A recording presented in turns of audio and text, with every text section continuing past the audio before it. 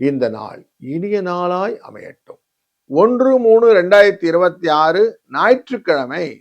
இன்றைய நாளிலே விஸ்வாவசு வருடத்திலே மாசி மாதத்திலே 17ஆம் நாள் திரையோதசி என்கிற திதி மாலை 7:33 வரை, பின்பு சதுர்த்ததி திதி, பூச நட்சத்திரம் 8:53 வரை, பின்பு ஆயில்ய நட்சத்திரம்.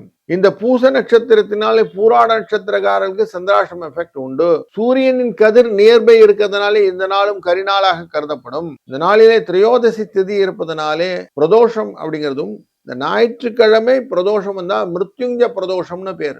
ஆரோக்கிய குறைபாடுகள் இருப்பவருக்கு நல்ல ஆரோக்கியத்தை கொடுக்கக்கூடிய நல்ல ஒரு விஷயம் உண்டு. அதனால இன்றைய நாளை சிவ வழிபாடு முக்கியம். 10:11 நல்ல நேரம், 3:04 நல்ல நேரம், ராகுகால் 4:06, குளிகை நேரம் 3:04, யமகண்டம் 12:01. கும்பராசிக்குள்ள சூரியன் இருப்பு நாழிகை 2:13 வினாடிகள்.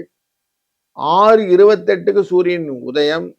இன்றைய நாள் ஒரு கீழ்நோக்கு நாள், ரகசியத்தை காக்கக்கூடிய நாள், பூமிக்கு கீழே இருக்கிற கிழங்கு வகைகளை பெறக்கூடிய நாள் அப்படின்னு. இன்றைக்கு சோபனம் என்கிற நாமயோகமும் கௌலவம் என்கிற கரணமும் உண்டு.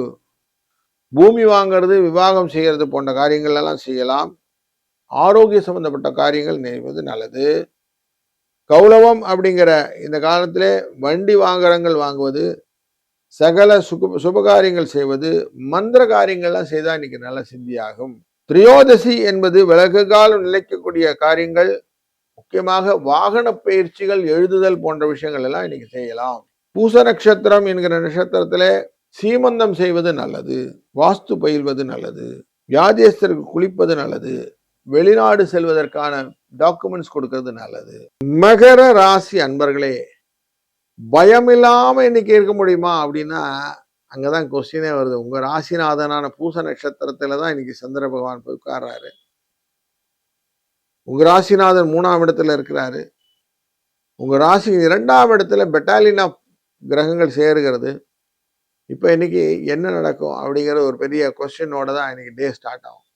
வீக்கெண்டு கொஞ்சம் ரிலாக்ஸ் ஆகி இருக்கலாம்னு யோசிச்சா கூட இருக்க விடாது, உங்களை அங்கே இங்கேயும் ஓட விடும்.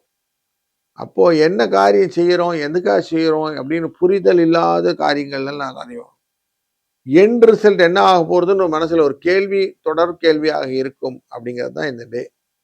அப்போ கொஞ்சம் தொடர் கேள்வி இருக்கும்போது நம்ம என்ன பண்ணணும், மனசை ரிலாக்ஸ் பண்றதுக்கு மனசுக்கு பிடித்த பாடல்களை கேட்டு ரிலாக்ஸ் பண்ணி டே ஸ்டார்ட்